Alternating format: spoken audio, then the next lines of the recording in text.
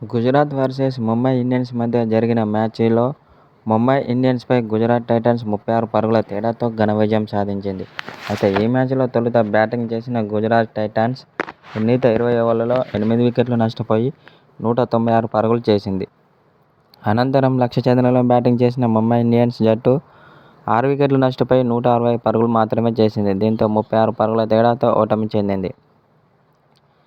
అయితే ఓటమికి కారణం ముంబై ఇండియన్స్ యొక్క బ్యాటింగ్ వైఫల్యమనే చెప్పాలి. ఎందుకంటే టాప్ ఆర్డర్ నుంచి మిడిల్ ఆర్డర్ వరకు ఎవరూ రాణించలేకపోతున్నారు. దీంతో వరుసగా 2 మ్యాచ్ల్లో ఓటమి చెందింది ముంబై ఇండియన్స్. ఇలా అయితే కప్పు కొట్టడం చాలా కష్టమని కొందరు మాజీ క్రికెటర్లు అంటున్నారు. ఎందుకంటే బ్యాటింగ్లో చాలా ఘోరంగా విఫలమవుతుంది ముంబై ఇండియన్స్ జట్టు.